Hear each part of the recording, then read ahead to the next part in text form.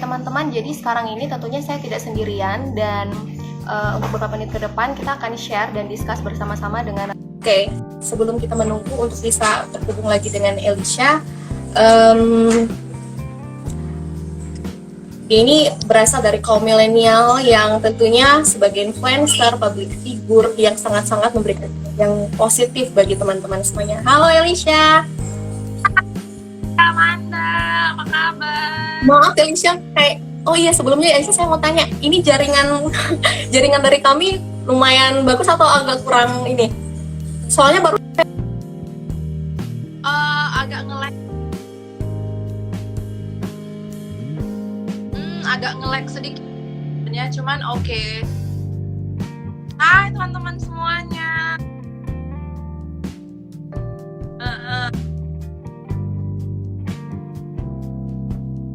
Oke.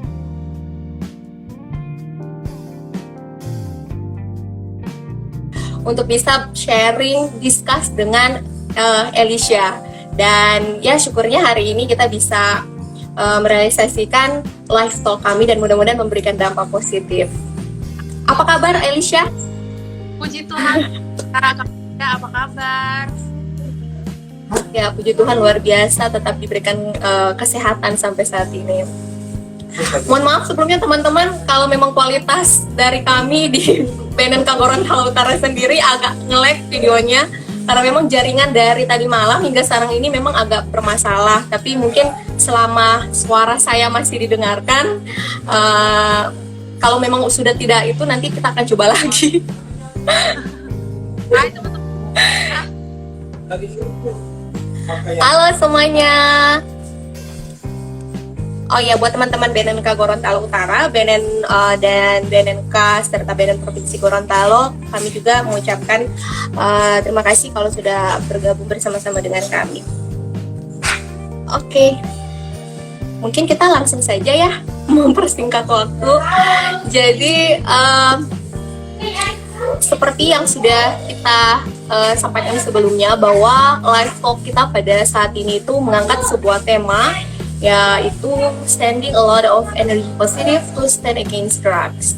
Nah, mungkin Elisha sebelum kita masuk ke discussion kita hari ini, ada baiknya saya, Elisha, dan mungkin teman-teman yang lainnya kita menyamakan pemahaman dulu, persepsi yang sama terkait dengan apa sih sebenarnya keterkaitan antara energi positif itu sendiri dengan penggunaan narkoba. Mungkin Elisha bisa saya bacakan dulu, kasih gambaran ke teman-teman nih, penggunaan narkoba di kalangan pelajar itu seperti apa. Iya, saya mulai dulu ya. Nah, jadi di BNN itu sendiri sebenarnya kita Elisha memiliki Badan Pusat Penelitian Data dan Informasi, dan pada tahun 2018 hingga 2019, data dari hasil survei yang telah dilakukan, angka prevalensi pelajar dan mahasiswa setahun terakhir yang menggunakan narkoba itu berada di posisi 3,2%. Dan Elisha itu setara dengan 2.297.492 orang. Ini baru di kalangan pelajar, ya betul sekali Elisha, ini baru di kalangan pelajar. Dan fakta menarik lainnya, dari angka prevalensi pelajar SMA yang pernah pakai narkoba, itu paling tinggi mereka yang duduk di bangku SMA dibandingkan dengan mereka yang di kalangan mahasiswa dan SMP. Jadi pada intinya yang menggunakan narkoba di pelajar itu mereka yang dominan, mereka yang masih duduk di bangku SMA.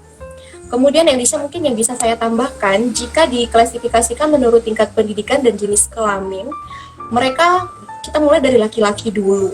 Kalau laki-laki itu mereka lebih dominan menggunakan narkoba itu SMA sebanyak 5%, dan perempuan itu menggunakan narkoba mereka yang masih duduk di bangku SMP. Nah, ya malah perempuan itu lebih dominannya tuh masih yang duduk di SMP, Elisha. Kemudian ada fakta menariknya, dan mungkin saya sudah sempat sampaikan ini ke Elisha, itu data yang kita ambil secara general teman-teman. Jadi mungkin hasil penelitian ini mungkin dari beberapa provinsi. Nah, jika kita lebih fokus kepada data yang kami dapatkan dari satuan kerja kami di BNN Kabupaten Gorontalo Utara, ada fakta menarik, dan ini saya sudah sampaikan ke Elisha, pengguna narkoba di daerah kita sendiri itu khususnya untuk tingkat pelajar, malah bukan mereka yang duduk di bangku SMA, bukan mereka yang duduk di SMP, tapi mereka yang sudah menggunakan narkoba dari SD. Nah, ini yang sangat memprihatinkan. That's why saya rasa Elisha hadir sama-sama dengan kita hari ini, karena mendengar realita yang saya sempat sampaikan ke dia. Dan dia tuh benar-benar sangat wow, itu betul terjadi. Dan ya betul Elisha, saya juga baru 1,5 tahun di sini, mendengar dan melihat langsung keadaan di sini tuh sangat-sangat memprihatinkan ketika ada anak SD yang mencoba menggunakan narkoba. Meskipun jenis narkoba yang mereka gunakan, Elisha, ini memang masih tergolong bahan adiktif, zat adiktif yaitu lem ibon. Tapi ya lagi-lagi kita tidak boleh menyepelekan sebuah jenis narkobanya. Dan sesuai data hasil survei juga Elisha, memang setiap tahun terjadi peningkatan. Peningkatannya ini yaitu zat adiktif di kalangan pelajar, khususnya untuk SMP. Cenderung meningkat pemakaiannya dan tingkat prevalensinya hingga mencapai 27,9%. Nah, mungkin itu dulu secara singkat teman-teman. Saya membuka obrolan kita mungkin dengan gambaran penelitian yang tadi yang telah dilaksanakan BNN.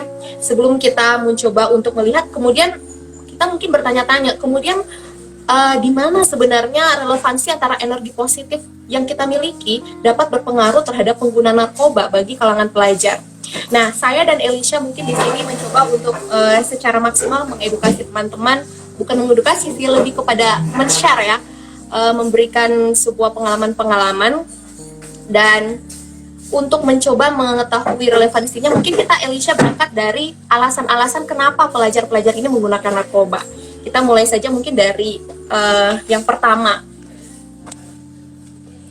Memang ketika teman-teman kita ditanyakan kenapa menggunakan narkoba, sebenarnya banyak variabel yang muncul sebagai alasan. Nah, yang paling pertama, alasan teman-teman menggunakan narkoba itu adalah keingintahuan dan coba-coba. Nah, kepo, rasa penasaran tinggi dari anak-anak muda ini yang tidak bisa disepelekan ternyata, karena itu yang mendapati peringkat pertama. Alasan anak muda, pelajar khususnya menggunakan narkoba. Nah, berbicara soal keingintahuan itu kan berasal dari ide kita, pikiran, gagasan kita. Berarti berbicara pula mengenai mindset. Nah, menurut Elisha, menanggapi hal tersebut, bagaimana sih atau cara-cara bagaimana kita memiliki mindset yang positif bagi anak muda untuk tidak terjebak dengan yang namanya narkoba? Aku mau menanggapi yang tadi Kamanda sudah sampaikan tentang beberapa fakta yang sebenarnya sekarang sedang ya di daerah hampir di seluruh Indonesia ya, dan khususnya sekarang yang terjadi di Gorontalo Utara itu aku agak apalagi yang ternyata menggunakan drugs ini adalah dimulai dari anak-anak dari sekolah dasar. Walaupun memang itu betul sekali, penggunaannya itu tapi kita itu harus benar-benar memberikan energi yang positif terhadap apalagi anak-anak yang masih dibentuk ini. Mereka masih dalam molding stage di mana kita masih bisa mengubah mereka gitu loh. Walaupun mereka memang kebanyakan bergaul di lingkungan sekolah, teman peran kita sebagai anak muda dan juga orang tua yang menonton ini memang harus lebih ditingkatkan lagi gitu loh. Dan karena soal mindset ke positif ini sebenarnya aku lebih suka mengkategorikan ini sebagai fixed mindset dan growth mindset. Kalau negative mindset ini adalah fixed mindset di mana kita sudah memandang sesuatu itu pesimistik gitu loh Kak. Jadi contoh kecilnya aja kayak kita menganggap kalau kegagalan yang pernah kita lalui itu adalah batas dari kemampuan atau keahlian kita. Sedangkan kalau orang-orang yang memiliki mindset positif atau growth mindset, mereka itu mengubah kegagalan itu menjadi kesempatan kita untuk bertumbuh, gitu, seperti itu. Iya, betul. Cara mengubahnya apalagi untuk terbilang anak-anak yang masih usia yang sangat muda itu sebenarnya sangat gampang sekali, di mana mereka itu masih mau mendengarkan orang yang lebih tua dari mereka.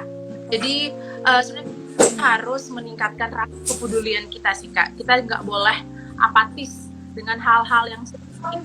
Kita harus, kalau kita sudah melakukan salah, harus berani untuk menegur dan menasehati generasi-generasi kita selanjutnya, seperti itu kan. Karena di sini keadaannya sangat-sangat apa ya, menurutku sangat disayangkan kalau misalnya kita bersikap apatis dan tidak membantu, mengingatkan, menasehati generasi muda yang ada di bawah kita, kayak gitu sih Kak kalau aku. Ya.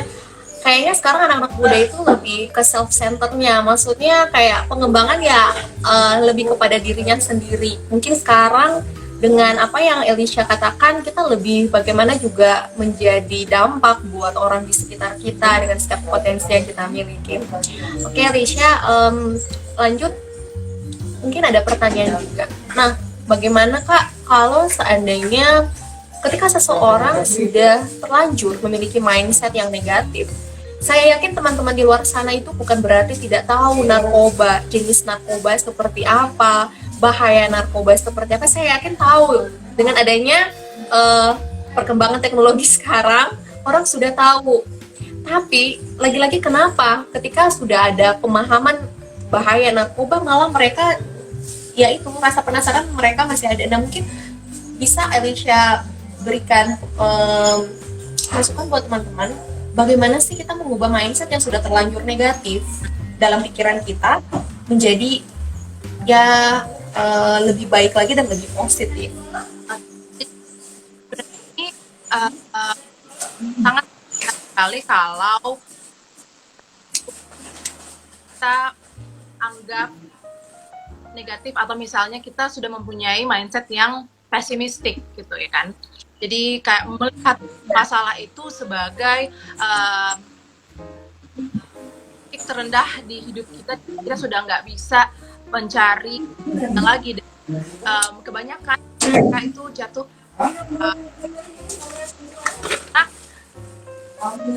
ada lagi pelampiasan positif yang bisa mereka lakukan. Jadi mereka mencari aktivitas yang cepat, yang singkat, mereka rasa mudah, tapi bisa menentukan pikirannya, tapi hanya untuk sementara, ya seperti itu. Jadi karena anak muda itu lebih hidup untuk sekarang, untuk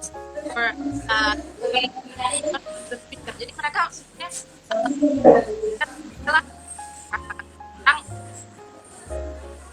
sekarang gitu.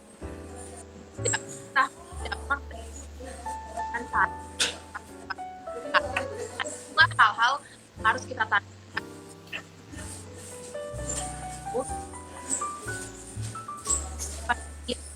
Jadi apa yang sudah kita lakukan dulu itu yang determine masa depan kita sekarang. Apa yang kita lakukan masa depan kita yang akan datang gitu. Ya, betul sekali. Kalau misalnya kita mau merubah mindset positif itu, mereka masih punya depan, masih panjang sekali perjalanannya. Apakah kalian hanya mau hidup untuk sekarang dan tanda kutip merusak masa depan? Apa pada anak-anak muda yang memiliki mindset pesimistik seperti ini sebenarnya. Dan sekali lagi aku mau tekankan kalau kita tuh jangan bersikap atau jadi orang yang tidak peduli atau apatis gitu, karena itulah kunci dari perubahan mindset tersebut. Kita peduli untuk mengubah lingkungan kita gitu, seperti itu Kak. Wow, ini kayaknya jadi harus dinotit juga buat teman-teman semuanya, bagaimana kita bisa memiliki mindset yang positif. Oke, lanjut. Dan mungkin soal mindset yang positif ini mungkin yang bisa ditambahkan, ada sering yang mengatakan kayak tergantung dengan input apa yang kamu kasih ke otak kalian gitu. Jadi semakin banyak input positif, ya bisa juga output yang akan didapatkan adalah positif juga, seperti itu. Next, poin yang kedua, Elisha, nah ini yang sangat memprihatinkan. Alasan anak muda menggunakan narkoba, yaitu adalah hanya untuk bersenang-senang. Nah, sayangnya memang realita ini menjadikan narkoba sebagai pilihan anak muda dalam pemenuhan kesenangan mereka yang menurut saya sesaat. Betul. Dan menurut Elisha sendiri, bagaimana ketika drugs menjadi lifestyle daripada anak zaman sekarang, generasi milenial kita? Kita sudah berbicara tentang era dimana kita hidup sekarang ya, dimana kalau drugs itu sudah menjadi lifestyle, itu artinya anak-anak muda atau generasi sekarang itu sudah terbiasa melihat hal itu. Kalau mereka sudah terbiasa, sifat toleransi mereka itu sudah lebih sudah lebih tinggi, kayak ya udahlah itu udah menjadi hal yang biasa gitu. Jadi ngapain aku huru hara, istilahnya ngapain aku peduli, karena hal itu kan udah jadi hal yang biasa di pergaulan saat ini. Mereka sudah tidak menunjukkan lagi rasa simpati terhadap sama, apalagi kalau misalnya mereka yang memakai drugs itu adalah teman-temannya mereka aja gitu, dan mereka hanya terjadi. Nah di sini kenapa itu bisa menjadi lifestyle? Karena mereka sudah terbiasa, tingkat toleransi mereka itu sudah tinggi terhadap itu. Jadi walaupun mereka sudah melihat teman mereka atau di lingkungan pergaulan mereka memakai drugs, ya udah itu udah biasa aja. Nah inilah hal-hal yang harus sebenarnya dihindari banget. Kalau tingkat toleransi rasa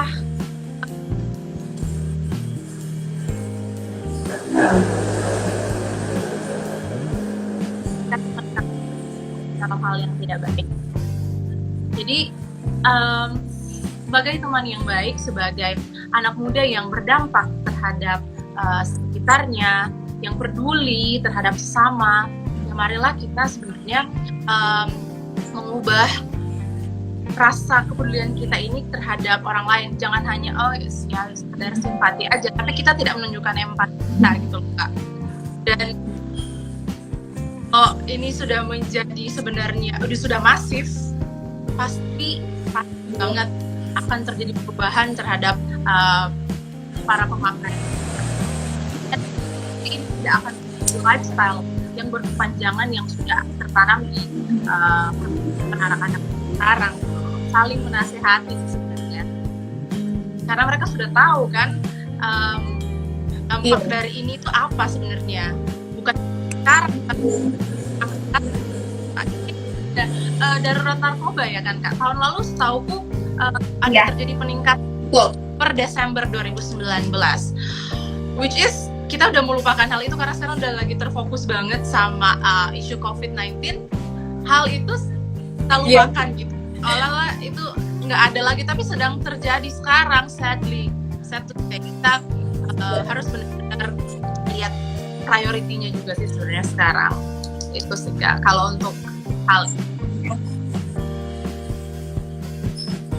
Dan bukan hanya kalau bicara soal peningkatan, Elisha, memang narkoba sendiri itu setiap tahun terus meningkat. Even dalam keadaan pandemi sekarang ini, mereka tetap ada gitu. Dan makanya kalau mau dibilang bahayanya pandemi sekarang COVID-19 itu sebenarnya 11-12 dengan narkoba ini. Kenapa? Karena yang mereka tidak memandang umur kita, mereka tidak memandang status kita, tidak memandang latar belakang pendidikan kita, yang lengah dengan narkoba itu sendiri, mereka akan bisa terkontaminasi dan terpapar dengan bahaya narkoba. Ini makanya bagus sekali teman-teman, mungkin masukan Elisha hari ini memang luar biasa juga, bahwa ketika kita itu juga menjadi dampak buat orang-orang sekitar kita. Bagaimana kita mengubah mindsetnya mereka, bagaimana kita juga menjadi sebuah transformasi di tengah-tengah pergaulan kita agar narkoba ini bukan sesuatu yang normal, apalagi sudah menjadi lifestyle dari anak muda. Berbicara soal lifestyle, Elisha mungkin sebagai seorang public figure yang kita kenal sebagai influencer juga, anak muda ini kan identik lifestyle mereka itu yang fun, glamor, yang hype. Nah, sebenarnya di satu sisi mungkin menurut Elisha sendiri bagaimana? Di satu sisi kita mungkin kalau anak muda kan mungkin butuh yang namanya sebuah social interaction, dan itu baik itu dalam sosial media dan lain sebagainya. Nah, menurut Elisha sendiri bagaimana dengan lifestyle yang dari anak muda, dan lifestyle yang seperti apa sih yang harus diadopsi oleh anak muda sekarang agar memang terlihat tetap keren gitu?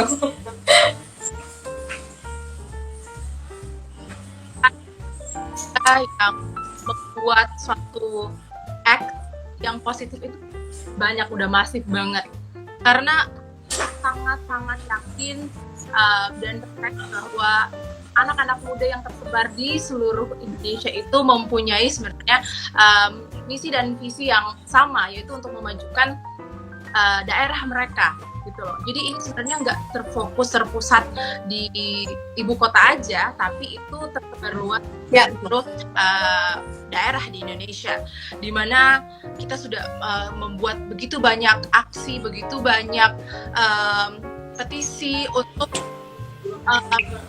mencegah agar penyebarluasan narkoba ini terjadi.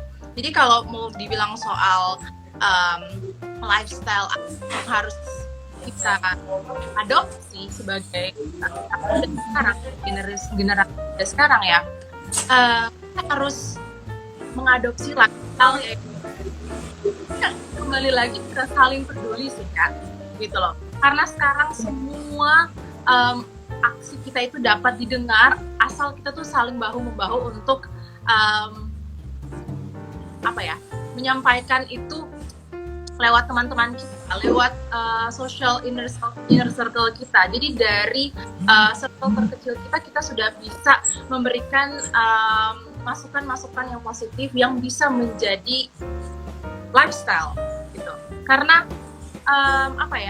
kita itu anak muda itu sangat terpengaruh dengan circle-nya kita sendiri kan. Jadi dari circle itu kita bisa memberikan dampak yang positif, di mana kalau kita menunjukkan lifestyle yang positif juga, teman-teman kita yang lebih cenderung pesimis, mereka akan lebih optimis. Gitu. Jadi lifestyle apa yang sebenarnya anak-anak muda sekarang harus adopsi? Lifestyle saling peduli, sama, dan memberikan energi yang positif sesuai dengan tema kita pada siang hari. tema kita. Yes, positif. Pasti kita tahu apa anak-anak,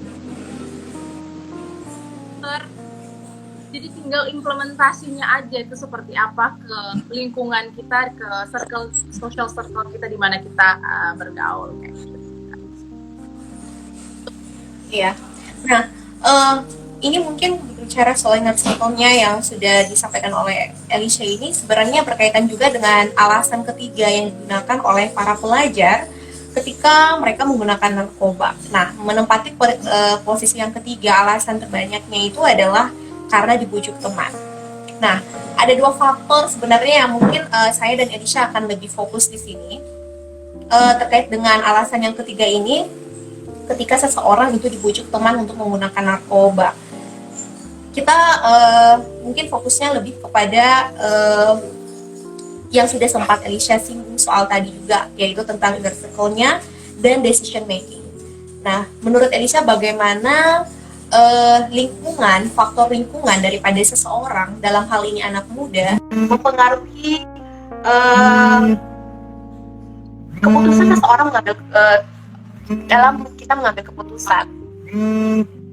Jadi sebenarnya faktor-faktor yang mempengaruhi kita untuk mengambil keputusan ya, yang pertama mungkin secara physically, ya dimana kita sudah pernah merasakan hal tersebut. Jadi tubuh kita ini sudah pernah mengalami hal-hal yang membuat kita mungkin trauma. Jadi pada dasarnya kita kalau misalnya sudah merasa nyaman terhadap sesuatu, kita pasti di keputusan yang selanjutnya kita pasti sudah merasa nyaman. Oh ya udah, aku udah pernah merasakan hal itu kok, dan itu kayaknya enak buatku. Jadi ya sekarang aku bisa memutuskan untuk mencobanya kembali. Dan yang kedua itu emosional kita. Nah, kita sudah pernah kayak merasakan, kan sangat berkorelasi dengan mental kita kan. Jadi setelah kita merasakan secara fisik, kita juga bisa merasakan itu secara emosional kita. Dan yang ketiga yaitu faktor-faktor lingkungan kita. Nah, kalau misalnya faktor yang ketiga ini udah mendominasi banget, otomatis secara fisik dan emosional kita juga akan mengikuti gitu loh Kak. Jadi kalau mereka sudah pernah merasakan, wah ini ternyata enak ya, ketagihan, nah otomatis dengan didukung dengan teman-temannya yang menawarkan, membujuk, itu pasti fisik dan mental kita akan mengikuti gitu loh Kak. Nah, disinilah peran dimana kita sebagai mungkin inner circle dari teman kita yang lagi mempunyai masalah dan juga ada beban-beban yang mungkin mereka nggak bisa ceritakan. Nah, disinilah peran kita sebagai sahabat, sebagai teman, dimana kita harus tetap peduli dan bertanya kepada dia. Sebenarnya kan kebanyakan anak-anak ini terpengaruh karena kebanyakan teman-temannya yang menawarkan kan, tapi tidak bertanya apa sih masalah kamu, apa sih masalah kalian. Lebih ke memberikan solusi-solusi yang singkat tapi membahayakan mereka gitu loh. Jadi soal inner circle ya memang anak-anak muda sekarang harus memang lebih selektif dalam memilih inner circle-nya mereka gitu sih. Dan faktor-faktor yang mendukung mempengaruhi pengambilan keputusan ya sekarang kalau menurutku itu inner circle mempunyai peran yang sangat penting. Dari skala 1 sampai 10 mungkin ya 8 atau mungkin bahkan 9 gitu Kak.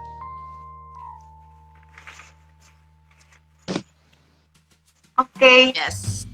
Maaf Felicia, kayaknya Apa tuh? Suaraku atau gimana tuh? Suara Elisa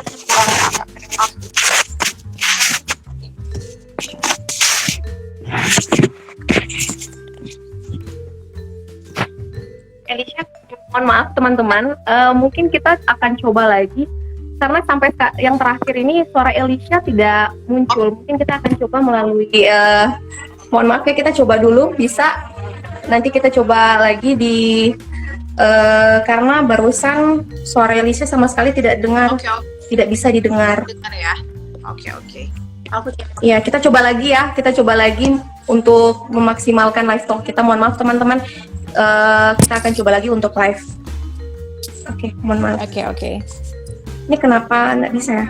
Oke, nanti kita join lagi. Oke Kak. Boleh. Jadi What's wrong ini? Ya ampun. coba Sudah di tengah-tengah pembahasan malah. Iya.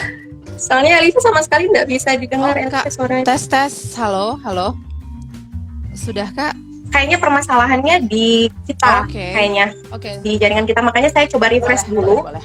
Untuk jaringannya nanti saya akan coba lagi. Boleh. Karena memang di Gorontalo Utara sendiri ini memang sering sekali bisa. Jadi mohon maaf buat teman-teman. Mohon maaf yang sudah gabung. Kita coba lagi ya.